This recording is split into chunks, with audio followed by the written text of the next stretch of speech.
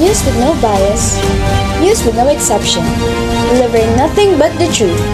This is News 10, G10SM News Channel. Your news, our business. Good day, Philippines, and good day, Johannes. It's a beautiful day. This is Angela Sarical, Christine Angel Alcera, I'm Desiree Angel Verdon, and Maria Cristina Glory, serving you with the latest and hottest news today. and for our international news, what's the news there, Christine?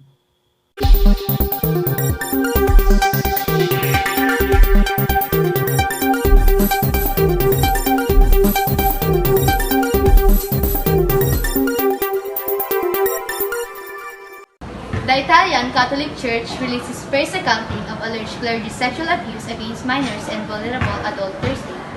The 41-page report that covers 2020 and 2021 said there were 89 presumed victims and 68 accused, but the actual number of cases was slightly much higher. According to the first report, most victims were between the ages of 15 to 18 when they were abused. 16 of the victims were adults that the church considered vulnerable. Senior church officials said they are researching more than 600 sexual abuse cases filed with the Vatican since 2000. Victims Association said it was shameful that the report only covers 2 years and does not even include the research into the Vatican archives. Italy's main survivors group, Rete Abuso, estimate around 1 million victims in Italy. Its head, Francesco Zanardi, blasted the report as absolutely unsatisfactory and shameful. If in 2 years they received 89 complaints, that means the problem is there and it's big, he added. Archbishop Lorenzo Ghizzuni defended the first review, saying that he expected more victims to step forward as the reporting system became more friendly. As someone who goes to a Catholic school, would it be okay to ask how did you feel upon hearing the news? It's sad and also disturbing because almost of them are minors who experience sexual harassment. Instead of memorable memories, they receive traumatic experience. Everyone should be aware and be careful of whom they give their trust with because we don't know how their minds work. For you, what do you think that made it difficult for others to come forward? In my opinion, I think they're ashamed of what they've experienced and they are scared to encounter change. What can you say to the victim survivors? I feel sorry for them because they experienced such traumatic events in their life, and I hope they'll get justice they deserve. Marcos Jr., on the other hand, condolences with South Korea over Itaewon crowd crash. President Ferdinand Bongbong Marcos Jr. sympathized with South Korea on Friday over the Itaewon crash. Marcos extended his condolences to South Korean President Yoon Suk-yeol and the people of South Korea during his intervention at the Association of Southeast Asian Nations, Republic of Korea summit in Cambodia. If you would recall, around 150 individuals lost their lives during a Halloween festival that led to a crowd crash in Itaewon on October 29. Moreover, Marcos appreciated the foreign nation for being home to almost 50,000 Filipinos. Marcos is currently in Phnom Penh, Cambodia, to attend this first Asian summit as the Philippines president.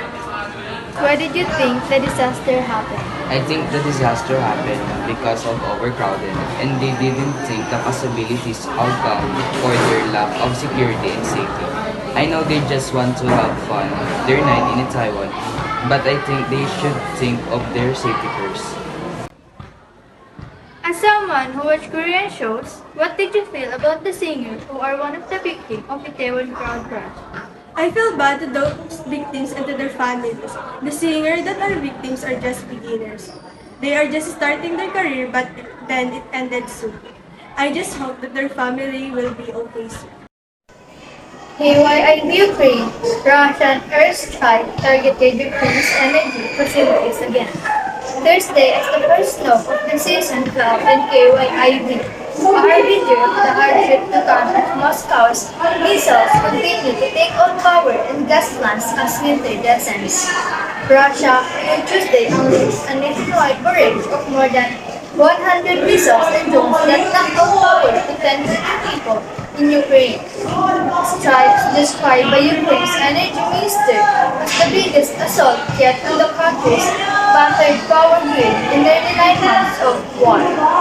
Polish President Andrzej Duda on Thursday visited the site where the missile landed and expressed understanding for Ukraine's plight.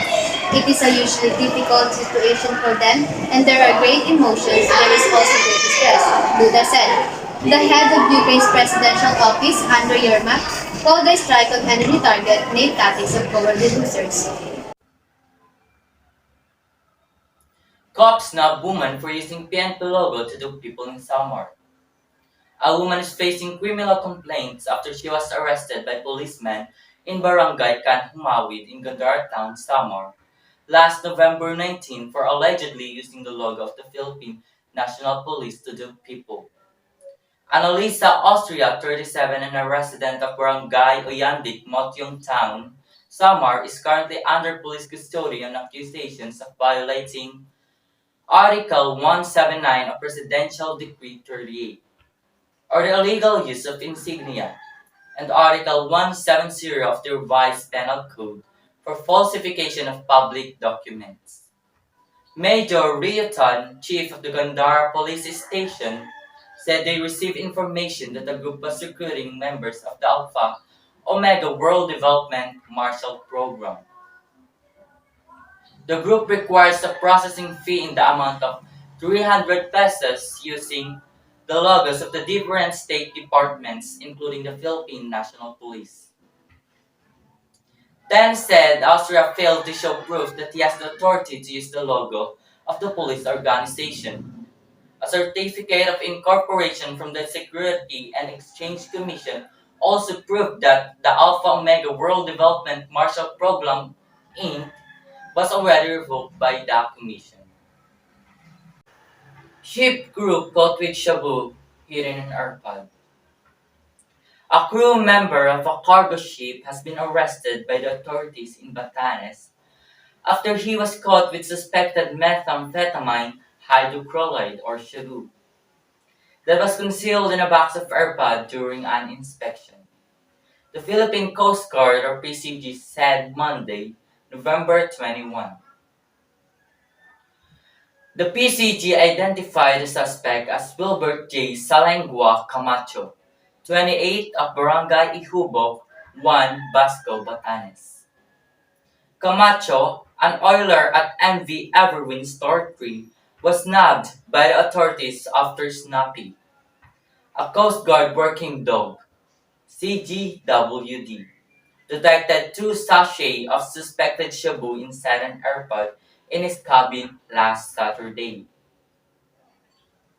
The operation was held by the Coast Guard Canine Force in coordination with Basco Police Station, PCG, Special Operation Unit, Northern Eastern Luzon, Coast Guard Intelligence Force, Coast Guard Station Batanes, Batanes Provincial Police Office, Marine Battalion Landing Team, and Philippine Port Authority. Camacho was brought to the Basco police station for an investigation while the seized items were turned over to the local police for proper disposition. Camacho faced charges for violation of Republic Act 9165 or the Comprehensive Dangerous Drugs Act of 2002.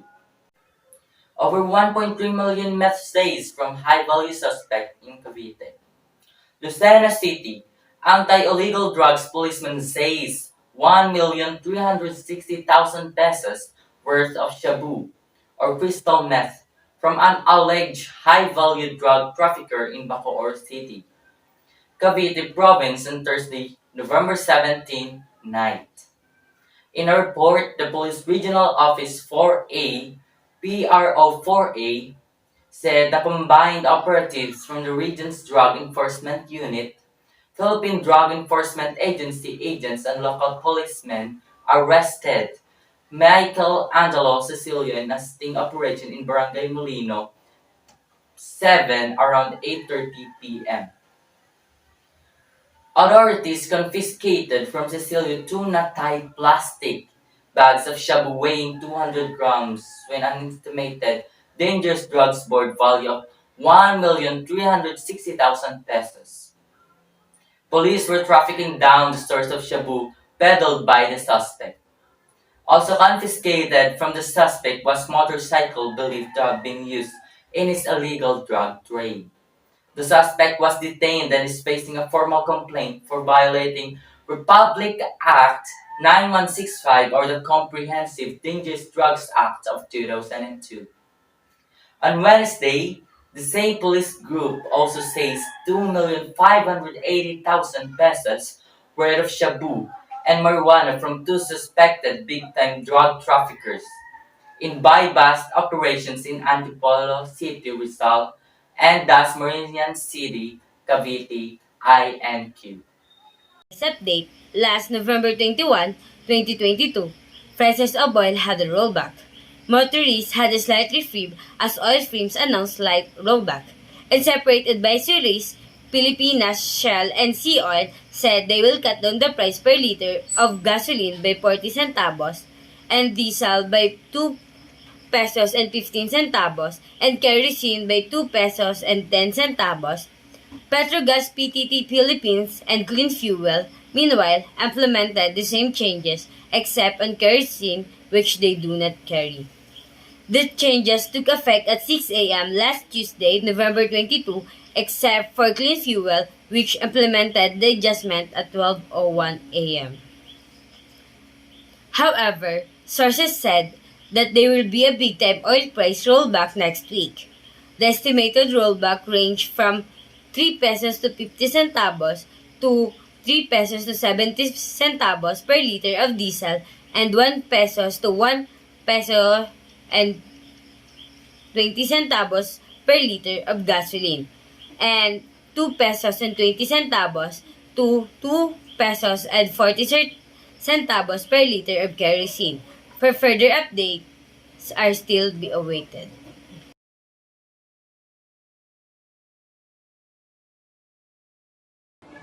Good morning, citizens. Today, I'm at 1128 TN Cafe located at Street Rizal, Barangay Piñala, Bucamis Norte.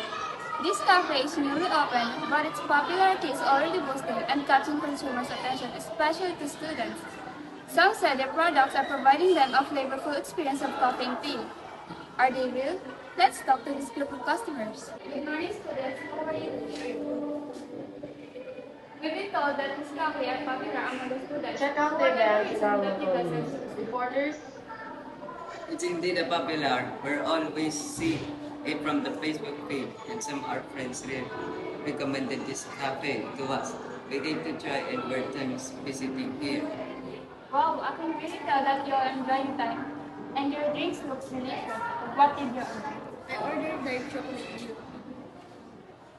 Why did you order it? Was it the best seller?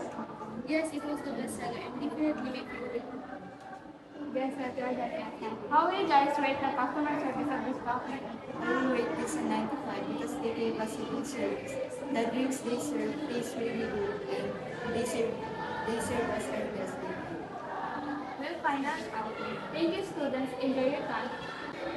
And now we'll talk to one of the staff. Good morning, po. How are you? I'm fine. How long do you work here? I've been working here for almost 1 month. Are you enjoying your time here? Of course, doing this work is my stress reliever. I can see that. Are you aware that this cafe are popular, especially to students? Yes, I'm aware of that and I'm glad to be. What do you think that this cafe are being popular? I think it's because of this generation love this hand coffees. What is the product that is Java chip? What made it the best? I think the Java blends really well with the chip and there's a crunch. They're so easy to take on the go and also perfect dessert or drink to share. Thank you for the cooperation, Mom. However, here at St. John Highway, the SJAA logistically conduct their day-to-day operation here in our province. Their main concern are motorists who forget that they are supposed to do when driving their motors. Lead by Harold Lacson of PNP HPG in Camarines Norte that they will intensify their checkpoint so the motorists always remember what they should do and bring when they drive. Good morning, Mr. Officer. How are you today? I'm fine. Oh, there's a lot of vehicles today. What are the violations of committed, sir? They have no helmet and front license. So they're getting a ticket. Of course. Thank you for your time. So now, we will ask the motorists why they got pulled up. Good morning. May I ask you some questions? Yes, sir. Are you mad that you got pulled up? Yeah, because I came dance today, so I pulled my helmet. How about you, ma'am? I don't have driver's license today. Do you know that is a violation? Yes, I'm already. Are you guys okay for getting a ticket? Of course, it's my fault for not bringing my helmet, so I accept my responsibility. Yes, I accept my responsibility. You are right, ma'am, sir. Thank you very much. So hello Jennifer, what is the weather for today?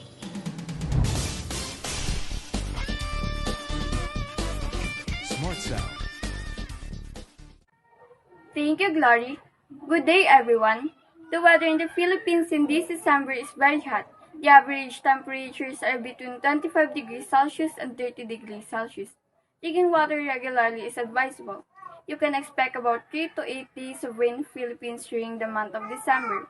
It's a good idea to bring along your umbrella so that you don't get caught in poor weathers. Jennifer Deaton for weather updates. So thank you so much for the update, Jennifer. For our school news, what's going on there, team? Thank you, Angelo. Good morning. I'm doing learning about. Today we are here in our school canteen for our daily school news. As we can see, there are many students here in our canteen. We're here to interview students of SPA about their issues and opinions about struggle during those times. Good morning. We're here to ask you a question. Do we need to separate lines for elementary, high school, and senior high school? Yes, we need that for book and properly employ students. For not to be messy. Importantly, to prevent same situation. Thank you. Good morning. Can we ask you a question regarding to the no ID, no entry policy of the school? Yes. What is the importance of wearing school ID? School ID is the most important asset in every student because you can borrow a book using your school ID. You, are you with that? Are you agree with that policy? Yes, I am. Also you? Yes. Thank you. Back to you, Angelo.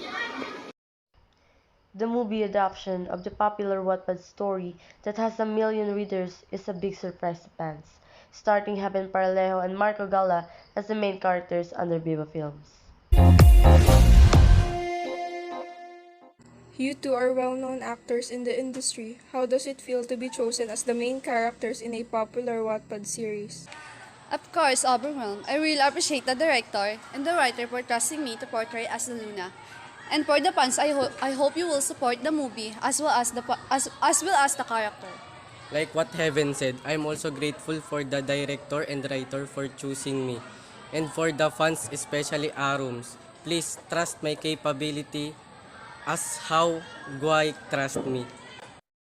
What were the preparation you have done for your new project? First, I read the book and I really like the story. It wasn't hard to understand since Seven and I have a lot of similarities. So that's it. I read the book and felt Sebi's personalities. What are the words you want to say to your fans about this new project of yours?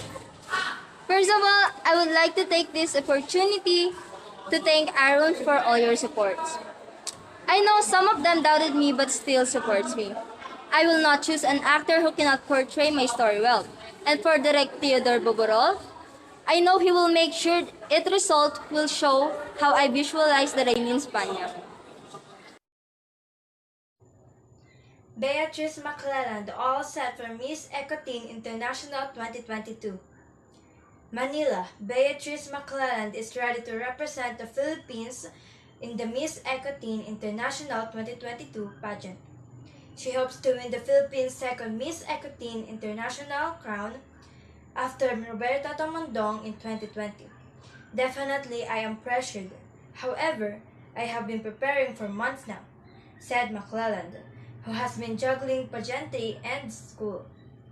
With all of my learnings from my pageant sisters, from my trainings, I am 100% confident that I will perform my best during Miss Ecotin International, she added.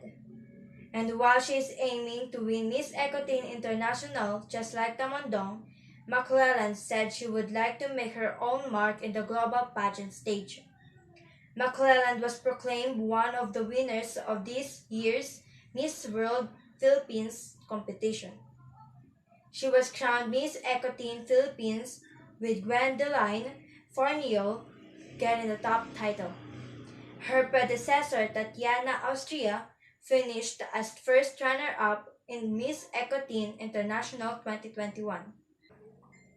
Disney Plus is pleased to present A Night of Wonder to celebrate the streaming service's availability in the Philippines. To mark their expansion, the star-studded showcase was streamed on November 17. Filipino artists including Marcet, Christian Bautista, Janela Salvador, Stell of SB19, Zacta Putlo, and Stephanie made their amazing performance by singing some of popular theme songs from most known Disney movies. Back to you, Angelo. We have Lawrence Laurian to give us the deets.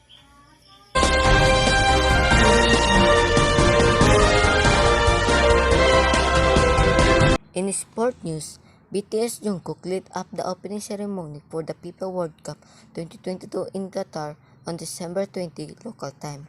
Jungkook took the stage at Qatar's stadium to premiere his new single Dreamers, his contribution to the official YouTube channel.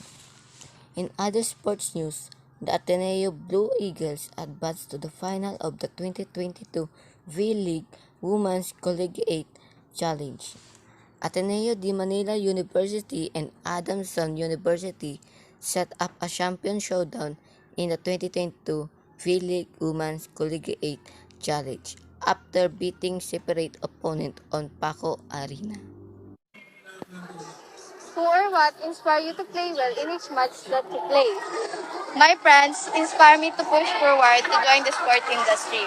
They supported me all the way from the start till now. And my family. My family is also one of my inspiration because they are always there for me.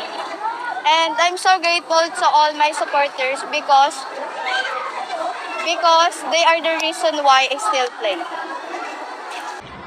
What do you consider the most significant accomplishment in volleyball? For me, the most important thing I've done in playing volleyball is to work with your teammates.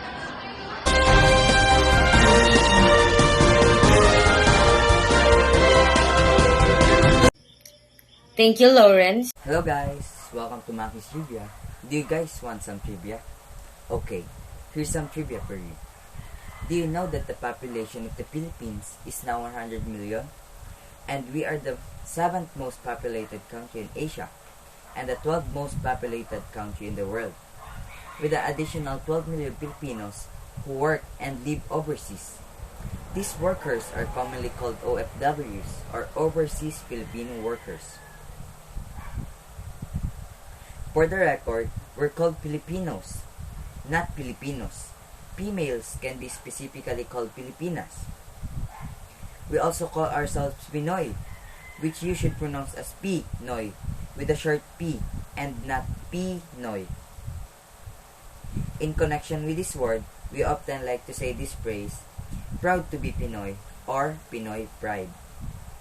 Especially when we see any international celebrity or rising star who even has the slightest hint of Filipino blood in their body. On the other hand, though we are very proud of ourselves and our country, we are very sensitive as well. We got no chill, especially when it's something bad on us. This means that if you ever have anything bad to say about the Philippines or our fellow countrymen, hell will break loose on you. So guys, another fun fact. Did you know that our population have now reached 8 billion? And the 8 billion baby was born in the Philippines. Meet baby Binis Mabansag, the 8 billion baby. born on Tuesday morning, November 15, 2022, at Dr. Jose Pabila Memorial Hospital in Tondo, Manila. Baby Benice was born by a normal delivery. Dr. Romeo Bituin, the hospital chief medical professional staff, said they wait for around 2 hours starting 11:15 Monday night until 1:29 a.m. Tuesday to witness the world's 8 billion baby. I hope you learned something on my trivia. Thank you. That is so amazing. So that is the latest and hottest news for today. This is Angelo Sarical. Christine Angel Alcera. Desiree Angel Verdon. And Maria Cristina Glory. News with no bias. News with no exception. Delivering nothing but the truth. News 10. G10SM News Channel. Your news. Our business.